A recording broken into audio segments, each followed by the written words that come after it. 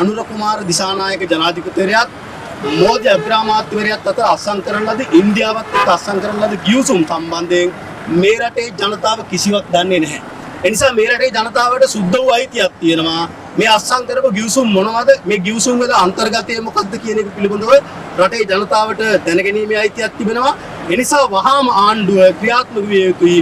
ඒ ගිවිසුම් වල අන්තර්ගතය මේ රටේ ජනතාවට ලබා දීම සඳහා. එදා ඉන්දු ලංකා ගිවිසුම අත්සන් කරපු වෙලාවේ 80 ගණන් වල මේ රටේ මිනි කණතු නිර්මාණය කරපු ගංගාවල නිල් දියදහරා වෙනුවට රක්ත වර්ණ රුධිරෙන් ගංගා ලේ බවට පත් කරපු ඉතිහාසයක් නිර්මාණය කරපු ජනතාව විමුක්ති කරමුණ 6600ක් පමණ ඉන්දියන් ඔත්තු සේවයට උදව් කරනවා හෝ ඉන්දියාවේ හිතවතුන්ෝ කියලා මරණයට පත් කරා. ඒ නිසා අපි කියන්නට කැමති එදා ඒ විදිහට දැවැන්ත මර්ධනයකට මේ රටේ දේශප්‍රේමීන් රැගෙන ගිය ජනතාව විමුක්ති කරමුණ අන්තිමට ඉන්දියන් ඔත්තු සේවය හරහා සෝමන් සමරසිංහ ඉන්දියාව හරහා තමයි යුරෝපයට පැනලා ගියේ. ඒ පළවෙනි පාවා දීම.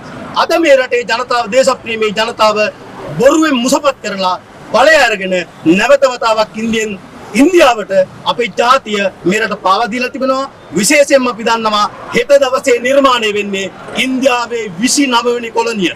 එදාට අපිට සිද්ධ වෙනවා අනුර කුමාර දිසානායක තවත් ඉන්දියන් කොලනියක මහ ඇමතිවරයෙක් බවට පත් වෙනවා. ඒ නිසා අපි අනුර කුමාර දිසානායකට කියනවා කරුණා කරලා පැලවත්තේ පක්ෂ මූලස්ථානයේ මේ අනුර කුමාර ඔයාද වග කියන්න ඕන. ජනතා විමුක්ති පෙරමුණේ දේශපාලන මණ්ඩලයට මේ වග කියන්න ඕන. මේ රටේ ලක්ෂ සංඛ්‍යාත ජනතාවට වග කියන්න ඕන. අර තමුත්තේකම එක්කලාපේ තමන්ගේ අම්මගෙන් තාත්තගෙන් හම්බෙච්ච ඉඩම ඕනෑම රටක් එක්ක ඕනෑම ගිවිසුමක් ගහලා දෙන්න පුළුවන්. ඕනනම් ලැබුවට හිටවන්න පුළුවන්. ඕනනම් කොස්සට හිටවන්න පුළුවන්. හැබැයි මේ රට කියලා කියන්නේ මේ රටේ ජනතාවගේ රට. මේ රටයි මේ රටේ මහජනයාට. ඒ නිසා මේ රට පිළිබඳව තීන්දුව ගන්නකොට මේ රටේ ජනතාවගේ ආරක්ෂාව, ඒ වගේම මේ රටේ ජනතාවගේ සුරක්ෂිතතාවය කල්පනා කරලා තීන්දුව ගන්න ඕනේ කියන ආරාධනාව මතක් කරනවා. ඒ වගේම අනුර කුමාර දිසානායක කියන්නේ ජනතා විමුක්ති පෙරමුණේ නායකයා නෙවෙයි මේ රටේ නායකයා.